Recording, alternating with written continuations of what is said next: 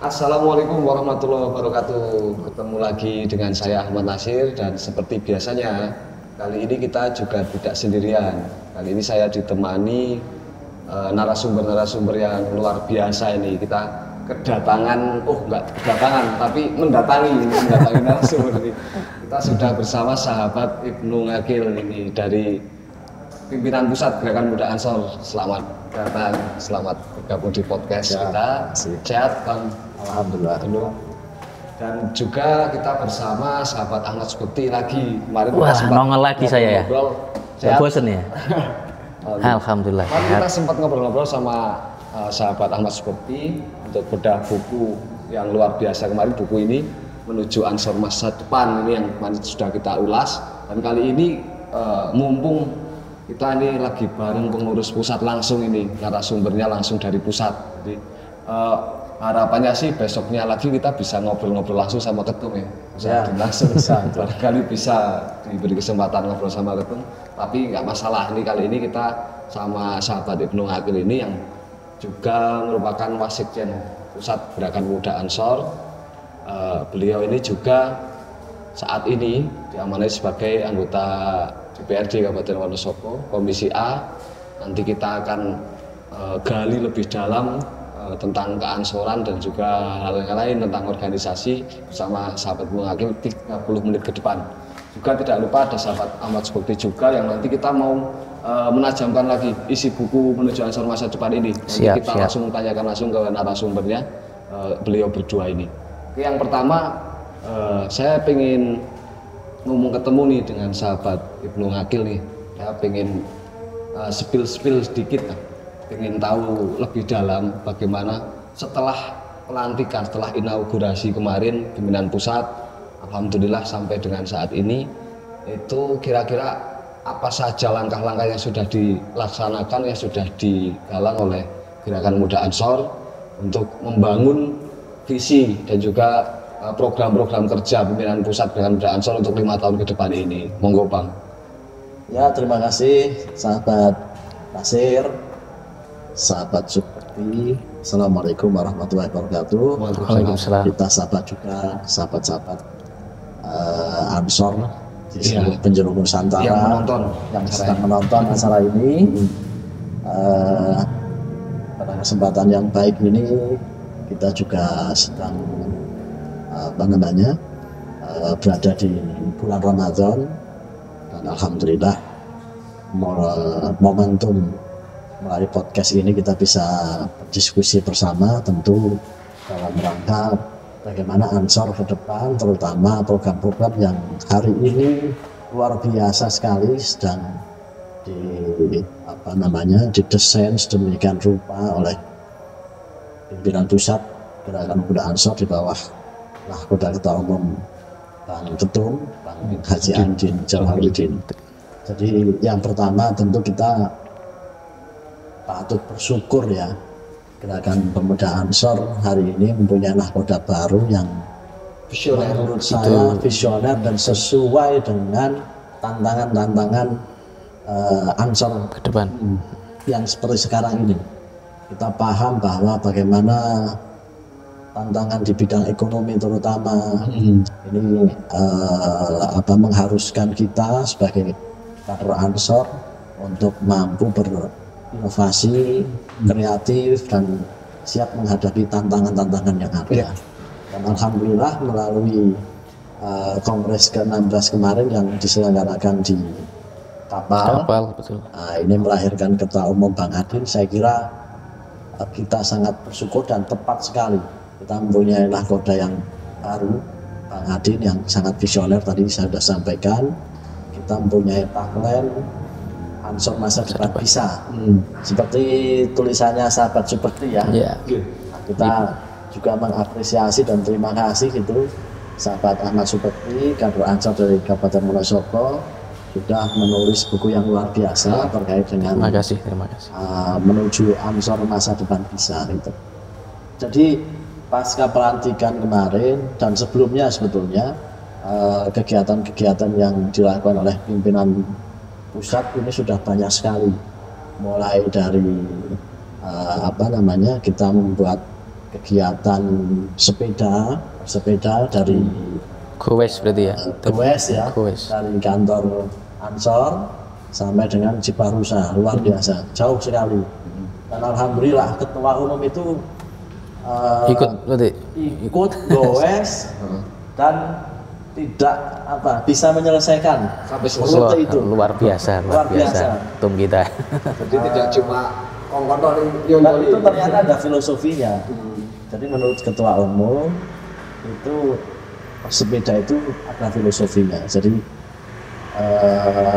seperti apapun tantangan yang dihadapi oleh Gerakan Pemuda Ansor, sebagai pemimpin ini harus bisa menyelesaikan seluruh tahapan-tahapan dengan step by step. Itu harus bisa diselesaikan. Nah, itu filosofinya itu ketua umum bisa menyelesaikan rute Gowes yang panjang itu dari kantor pimpinan pusat sampai dengan Ciparusa. Ya, banyak juga sahabat-sahabat yang kemudian tidak bisa menyelesaikan karena capek dan sebagainya. Nah, selain itu, saya kira tagline Ansor Masa Depan Bisa yang merupakan akronim dari bisnis ekonomi, kemudian inovasi teknologi media, kemudian sumber daya manusia dan anak-anak muda ini betul-betul dilaksanakan. Dan memang ketua umum menekankan sekali. Ketua umum melihat bagaimana kita mempunyai sumber daya manusia yang luar biasa besar. Kemudian ketua umum juga menginginkan bagaimana kader-kader Ansor itu juga bisa mandiri secara ekonomi. Bayangkan kita mempunyai kader-kader Ansor, Banser, jalur Ansor yang setiap kali mereka bertugas itu menggunakan uangnya sendiri dengan segala keterbatasan. Seragamnya itu luar biasa. Seragam beli sendiri, ya, bensin beli sendiri. Dan belum tentu kondisi ekonomi di rumah itu tercukupi. Tapi di tengah segala keterbatasan, alhamdulillah kader-kader Ansor, Banser, jalur Ansor, Banser terutama ketika ngepan itu juga masih tetap semangat. Nah, ini yang perlu kita apresiasi dan alhamdulillah ketua umum program terkait dengan bisnis dan ekonomi hari ini betul-betul sedang digalakkan. Ada program Ansor Stokis juga. Intinya adalah bagaimana kemudian kader-kader Ansor itu ke depan secara ekonominya ini bisa terangkat lah banyak.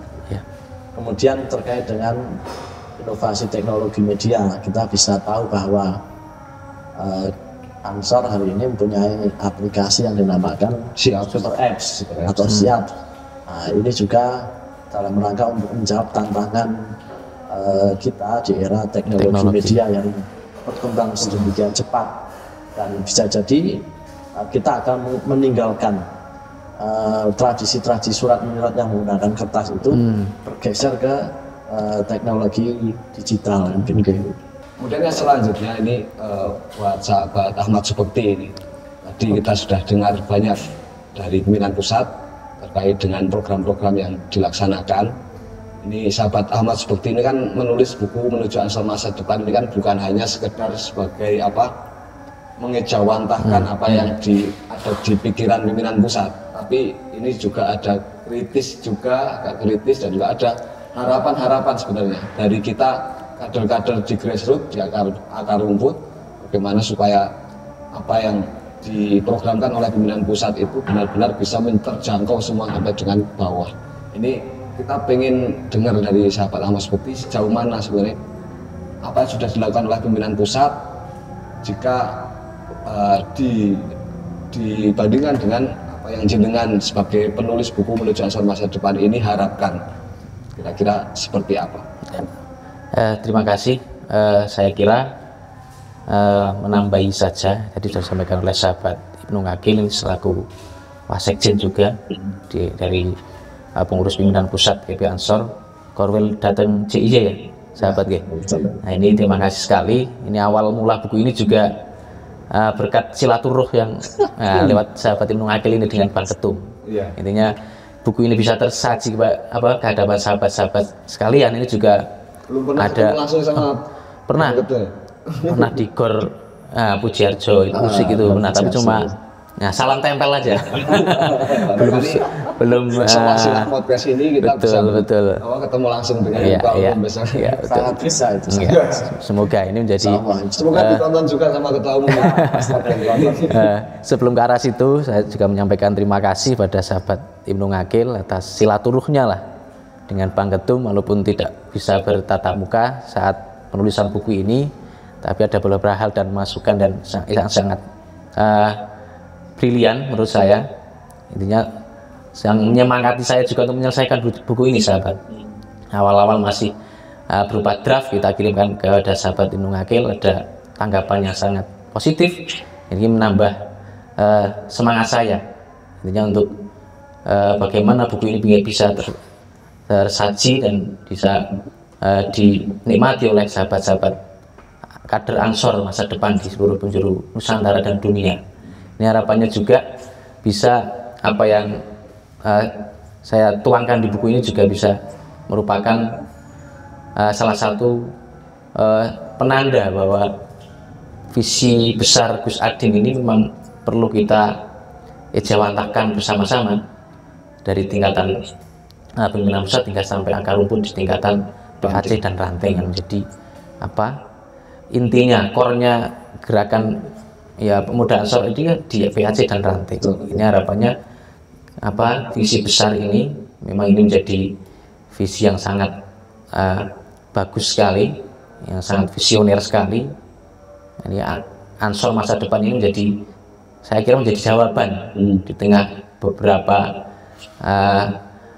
perkembangan dinamika di Indonesia, global dan sebagainya terkait dengan arah gerak kita sebagai kader gerakan muda Ansor ke depan. Ini beberapa hal program yang tadi sudah dijelaskan oleh sahabat Ibnu Ngakil menjadi hal yang patut untuk kita bersama-sama untuk terus suarakan dan gelurakan kepada kader-kader sampai tingkatan akar rumput. Mungkin itu, sahabat. Oke, sambil ngopi, sahabat.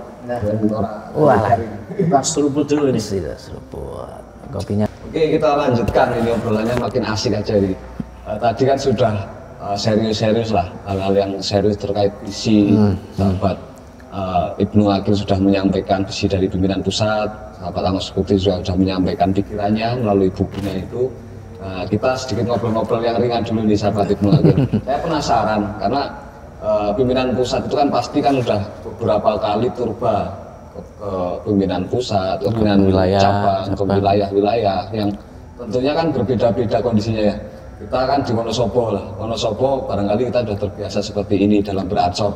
Tapi mungkin di wilayah-wilayah lain, cabang-cabang lain atau di pimpinan anak cabang yang lain itu kadang ada hal-hal yang lucu atau enggak itu, sahabat? Kira-kira bisa disampaikan enggak pengalamannya?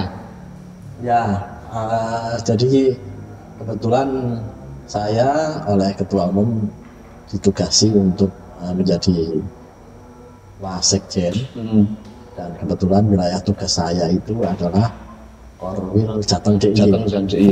Korwil Jateng DIY meliputi seluruh Jawa Tengah dan kemudian DIY. Kemudian pernah suatu ketika pada saat menjalankan tugas, waktu itu kita ditugaskan untuk hadir di sebuah konferensi di suatu PC yang cabang saya sebutkan, cabang mana itu. Jadi ada kejadian yang cukup berkesan.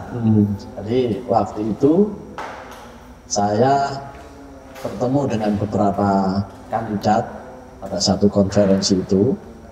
Kemudian ada salah satu kandidat kader Ansor, satu kandidat calon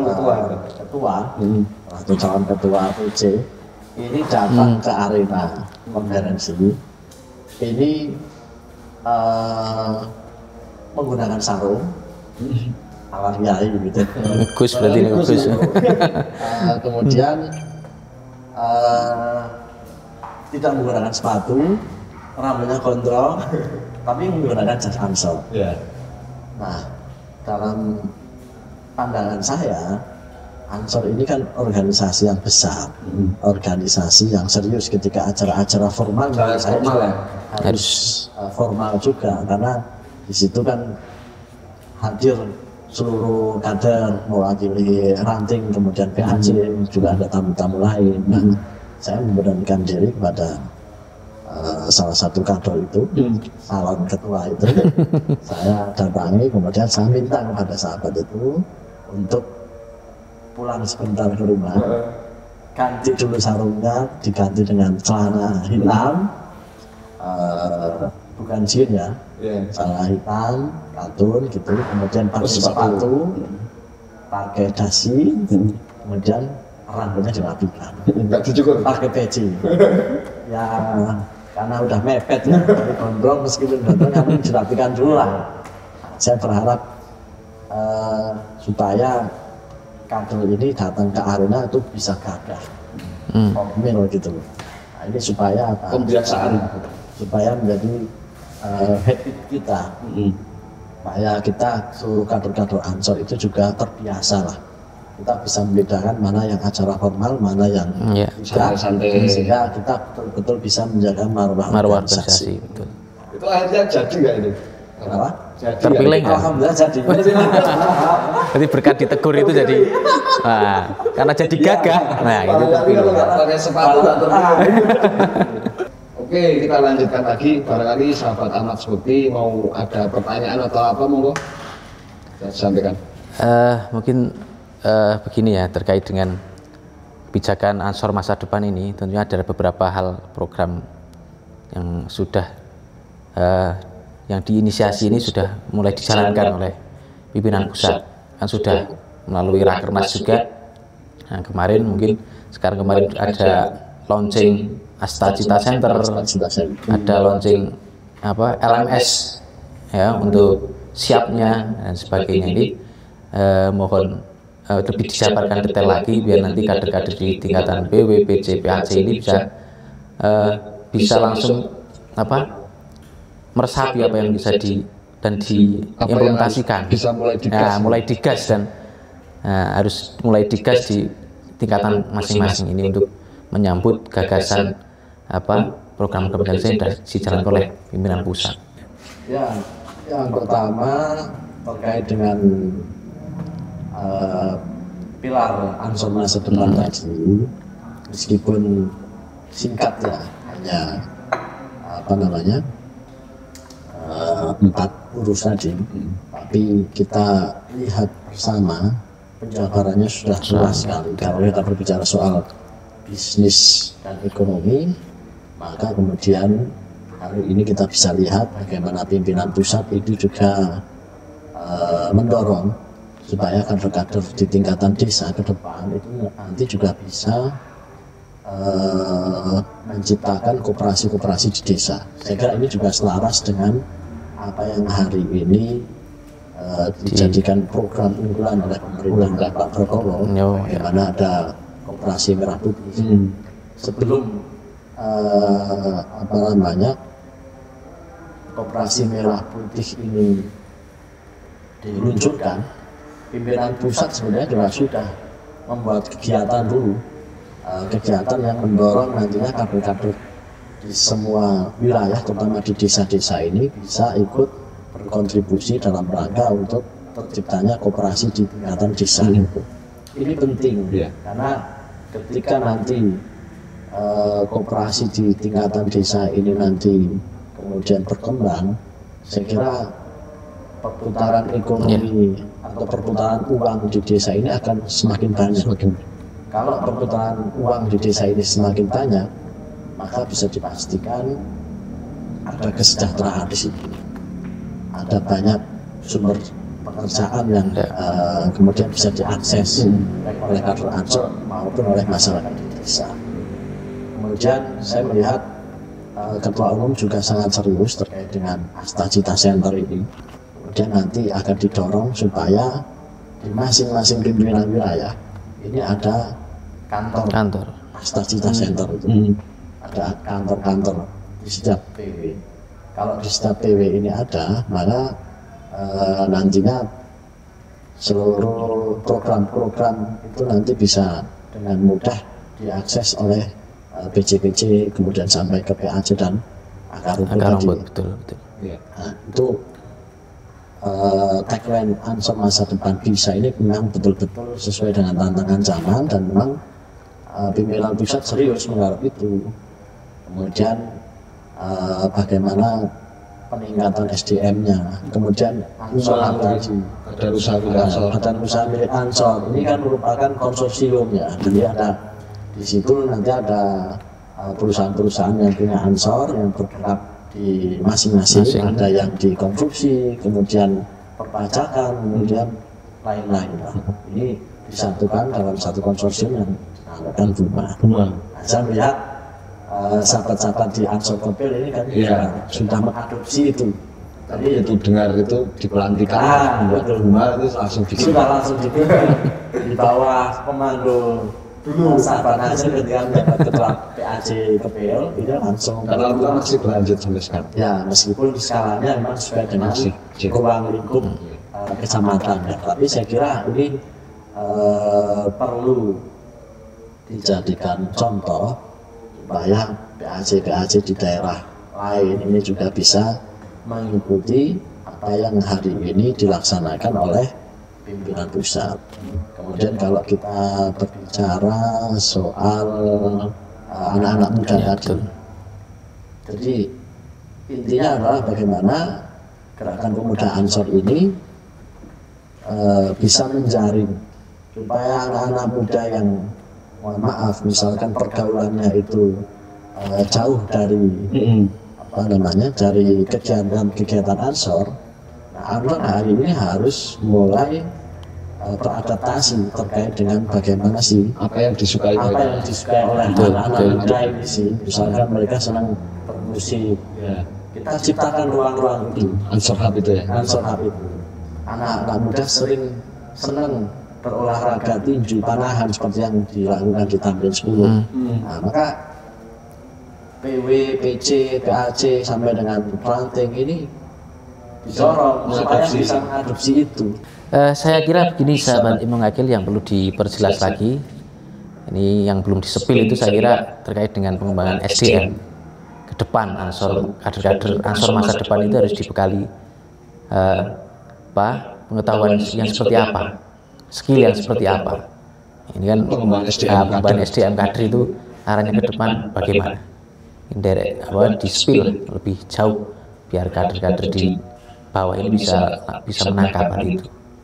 Ya, jadi terkait dengan pengembangan kualitas sumber daya manusia kader Ansor, memang pimpinan pusat ketua umum ini sudah menginisiasi berdirinya atau lahirnya Ansor University. Jadi Ansor University itu bukan sebuah kampus yang nyata, universitas beneran, tapi bagaimana melalui Ansor University ini bisa mewadahi kegiatan-kegiatan pelatihan-pelatihan, berbagai macam pelatihan-pelatihan di dalamnya, yang tentu ini untuk menunjang kapasitas soft skill ya dari kader-kader Ansor ini melalui LMS itu tadi. Kemudian ada pelatihan-pelatihan melalui media online super apps, melalui Siap itu ada panduan-panduannya, selain juga kegiatan-kegiatan yang terkait dengan kaderisasi formal, PK, DPKR, bahkan PKN. Ada informasi-informasi kaderisasi itu bisa semuanya itu diakses oleh kader seluruh penjuru Nusantara dan dunia, itu ada semua di sini. Jadi Ansor University itu hanya sebuah platform yang di situ mewadahi berbagai macam pelatihan-pelatihan. Oke, terima kasih nih bagi sahabat-sahabat yang belum download SIAPS, aplikasi SIAPS ini bisa download segera, karena di situ bukan cuma pendataan kader di situ ya, tapi di situ ada benefit-benefit menarik. Ada informasi tentang pengembangan SDM, ada LMS Learning Management System ini dari Ansor. Kita bisa belajar banyak, pelatihan-pelatihan juga banyak. Hampir seperti pelatihan prakerja itu ya. Sekaligus di Super Apps itu juga bisa menjadi media untuk mengenalkan produk dari sahabat-sahabat. Jadi sahabat-sahabat di seluruh penjuru Nusantara dan dunia itu yang mempunyai produk unggulan. Nah, itu bisa dikenalkan melalui super app itu tadi. Ini cuma buat kader Ansor aja atau buat semua orang umum? Sementara yang bisa mengakses itu kader. Selain masyarakat umum juga bisa melihatnya. Ya, jadi selain itu pimpinan pusat hari ini juga dalam waktu dekat mungkin bertepatan dengan momentum Harlah Ansor yang ke-91 akan meluncurkan Patriot Ketahanan Pangan. Jadi tentu kegiatan ini adalah selaras dengan apa yang hari ini sedang dilakukan oleh pemerintahan Pak Prabowo. Dan kita melihat bahwa Patriot Ketahanan Pangan ini penting. Kita melihat mungkin di desa-desa hari ini berbicara soal ketahanan pangan. Contoh ya, yang paling real kita lihat bagaimana jumlah petani di desa ini kan semakin berkurang ya, sahabat ya. Sangat. Tukang mencangkul misalkan. Sudah langka itu, makhluk langka itu. Makhluk langka. Jangan-jangan mendekati kepunahan itu kan. Nah, ini penting karena kalau kita tidak menyiapkan itu, maka di masa-masa yang akan datang, jangankan masa yang akan datang, sekarang saja kita mencari buruh macul ya, buruh macul di desa ini kan juga bukan sesuatu yang mudah.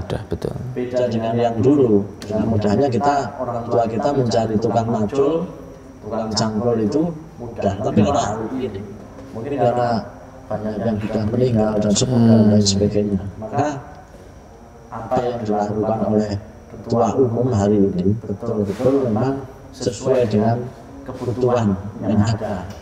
Dan di era pemerintahan Pak Prabowo hari ini berbicara soal ketahanan pangan, ketua umum dengan sikap langsung menangkap selaras dengan apa yang dilakukan oleh pemerintahan Pak Prabowo.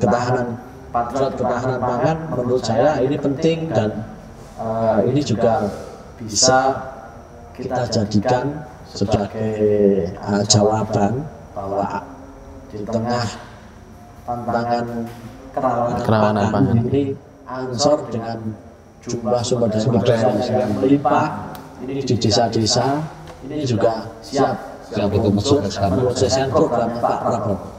Oke, terima kasih sekali sahabat Ahmad Seperti, sahabat Wakil. Ini kalau dilanjutin terus gak ada habisnya ini kita ngomongin Ansor ini ya. Udah lama gak ngomongin Ansor, sekali ngomong lewat kebenaran biasanya gak mau berhenti. Ini terakhir sahabat, mohon maaf ini udah mengganggu waktunya malam hari ini, tapi ini tadi disampaikan menjelang Ansor yang ke-91 ya. Ini kita jadi pengen tahu juga, ini pengen skill juga, ini kira-kira pimpinan pusat ada agenda atau enggak ini untuk Harlah yang ke-91 besok, sahabat? Ya, jadi pimpinan pusat sudah mengagendakan beberapa kegiatan-kegiatan dalam rangka untuk menyambut Harlah Ansor yang ke-91 dan insya Allah nanti puncak Harlah itu akan dilaksanakan di Gor Satria Purwokerto di Kabupaten Banyumas bulan April insya Allah tanggal 24 April, tapi kita nanti menunggu instruksi dan pemberitahuan dari pimpinan pusat. Mudah-mudahan nanti bisa berjalan dengan lancar karena pimpinan pusat menargetkan nanti akan melaksanakan kegiatan apel kader jumlah 24.000 kader Ansor Bansor, jalur Ansor yang akan dipusatkan di Gor Satria Purwokerto. Dan oleh karena itu kita bersama-sama bareng untuk mengawal terutama yang ada di Jawa Tengah ini. Kita sebagai tuan rumah puncak Harlah, kita bersama-sama nanti kita sukseskan, kita datang bersama-sama untuk memeriahkan Harlah Ansor yang ke-91. Dan nanti di acara puncak Harlah itu nanti akan ada beberapa kegiatan-kegiatan, termasuk nanti akan ketua umum nanti akan melantik Patriot Ketahanan pangan. Dan mungkin launching beberapa program dan launching beberapa program dari pimpinan pusat. Oke, kita nantikan sahabat-sahabat semua. Ya. Ini teman-teman, sahabat-sahabat semua yang ada di rumah, ini siapkan waktunya. Ini 24 April besok kita meriahkan sama-sama Harlah Ansor yang ke-91 di Kabupaten Banyumas, Jawa Tengah. Oke, terima kasih sahabat Ibnu Akil. Terima kasih atas waktunya. Terima kasih sahabat Ahmad Supekti. Kita ketemu lagi di lain waktu. Semoga masih bisa dipertemukan kembali. Oke, sahabat-sahabat, selesai sudah podcast kita malam hari ini. Banyak sekali yang kita bahas. Semoga bermanfaat dan semoga bisa menambah militansi kita berkhidmat di Gerakan Muda Ansor. Ansor masa depan Bisa.